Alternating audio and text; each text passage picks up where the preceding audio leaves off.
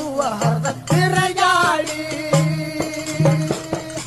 ಶೀತಳ ಬಿಲ್ದಿಗೆ ಬರಿ ಮಾಡಿ ಅಲ್ಲಿಂದ ನಡೆದಾನ ಪಾಸಾಗಿ ಶೀತಳ ಬಿಲ್ದಿಗೆ ಬರಿ ಮಾಡಿ